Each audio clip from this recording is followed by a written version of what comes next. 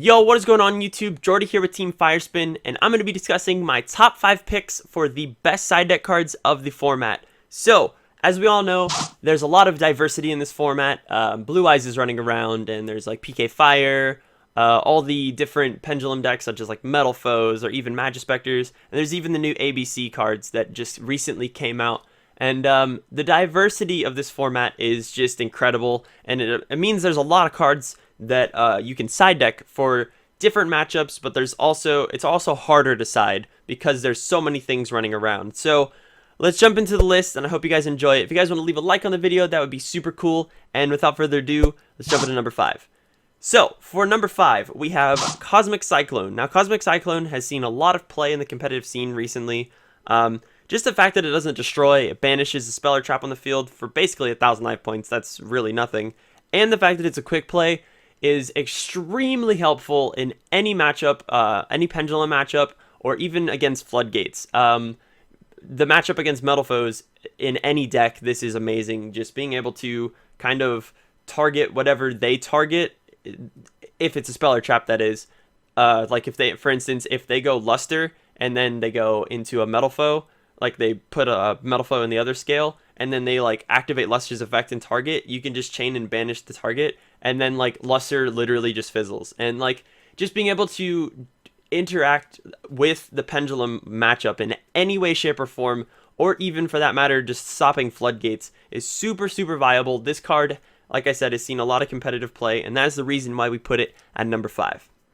Coming in at the number 4 spot, we actually have 2 cards that do the same thing. It just depends on player preference, and that is going to be the Kaijus, specifically Gameciel and Kumungus. So with Gameciel, he's a level 8.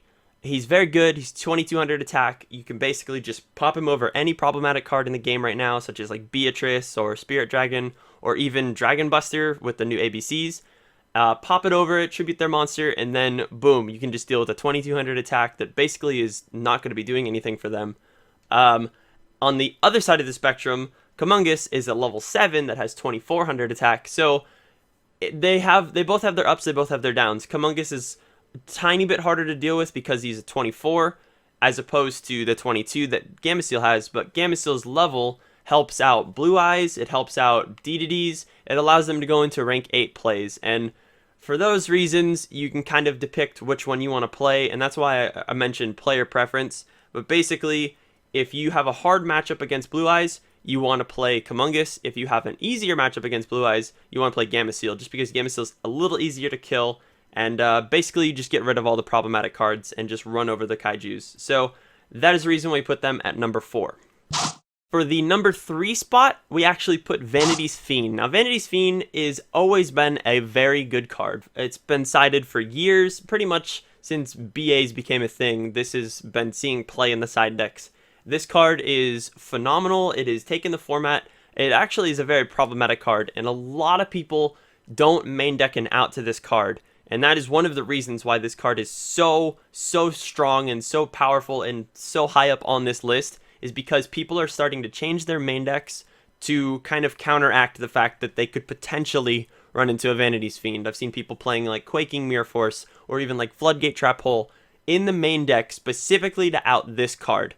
Other than that, people are not really playing any main deck outs, and it's a really hard card to get around, and pretty much nothing can be normal summoned to kind of take this card out. That's why this card is so powerful. It's extremely good in BAs, just being able to special summon a BA pretty much for free, and then just tribute for Vanity's Fiend first turn, and then just set your back row and say go ahead, and then on their turn flipping like, I don't know, an anti-spell or something, or a floodgate for that matter, and just literally outright winning. Like, this card outright wins games. It is a really hard problematic card to deal with, and that is the reason why we put it at number 3.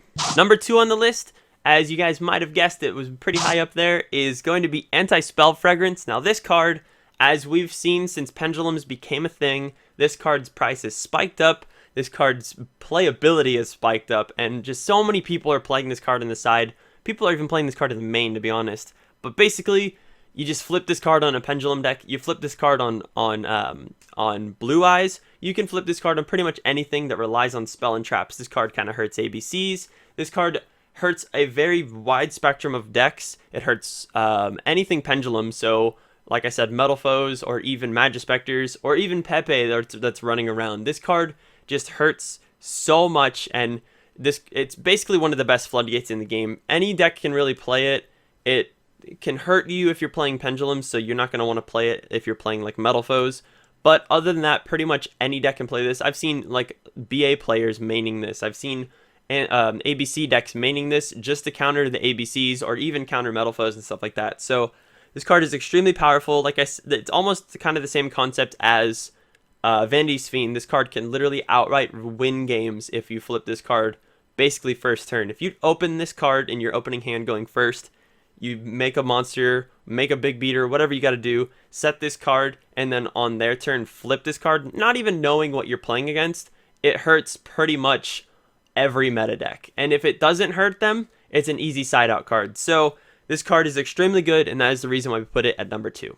So before we get into number 1, I have a few honorable mentions that just didn't make the list because they're not as strong in the meta. They don't hit as much decks, or they only specifically target one deck, and that's why it didn't make the list, because this is a very broad list. It kind of hits every meta deck. But some honorable mentions: Ally of Justice Cycle Reader. This card is extremely good against the ABC matchup and against the Blue Eyes matchup. Just removing 2 lights from the grave just by discarding it is just extremely powerful in those matchups. Not to mention, it is a tuner, and if you were playing it in ABCs, you can actually search it with Geargigon X. So it kind of helps you in a lot of aspects, and it is a super good card. The next honorable mention is System Down. Now, System Down really only hurts ABCs and like Cyber Dragons or anything really machine-based. But as we all know, ABCs is pretty much the next meta. It's really budget, it's really easy to make, minus, like Desires and stuff like that. But for the most part, System Down just completely shuts down ABCs, and that is the reason why it is one of the honorable mentions. The last honorable mention, it's got to go to Twin Twister. Twin Twister is just an amazing card. A lot of decks main deck Twin Twister, which is one of the reasons why it's not on the list. But for those decks that do side the 3 Twin Twisters, or side a combination of 3 between the main deck and the side deck, pretty much every deck is siding it, or maining it. So is one of the reasons why it is an honorable mention, but it's also very detrimental to the format. Being able to just discard a card to pop up to 2 spell or traps on the field, you can completely wipe out any pendulum scales. You can hurt like floodgates, you can chain it to different things. It's just a very good card, and a lot of decks require or like kind of heavily rely on putting stuff in the grave, so the discard does not hurt at all. It actually pretty much helps every meta deck, so that is the reason why it is the final honorable mention on the list.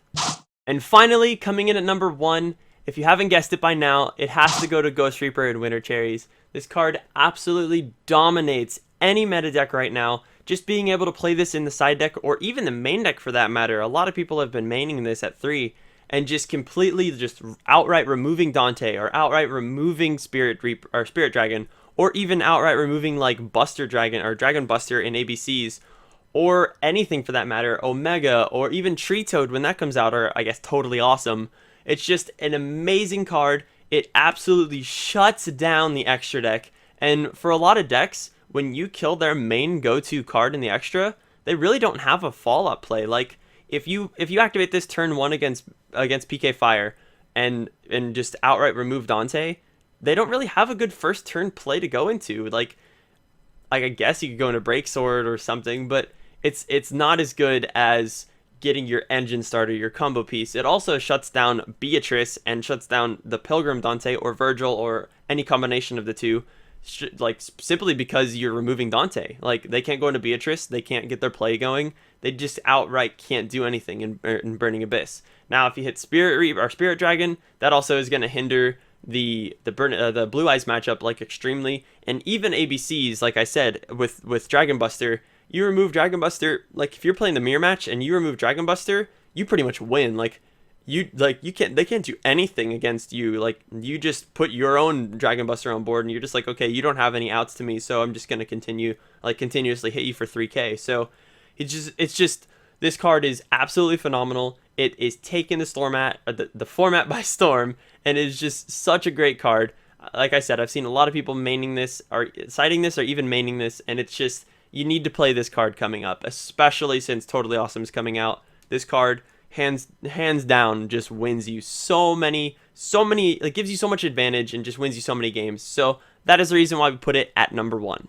That is it, guys. That is it for my top 5 side deck cards of the format. I hope you guys enjoyed. If you guys have any suggestions on any video ideas that you guys want to see, or even any of the cards that you think I missed in this list, leave them down in the comments below. Let's start a little discussion in the comments, kind of getting people's creative juices flowing, and see what other cards people are trying to side this format.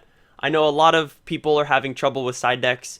A lot of the lower players, or a lot of people that don't really know what to side, are having trouble with the side decks, and it definitely helps if we have a community talking about it. So leave your comments down below. If you guys want to smash the like button, let's try to hit 15 likes for the first top 5 on this channel, and I'll talk to you guys next time. Thanks for watching, and as always, peace out.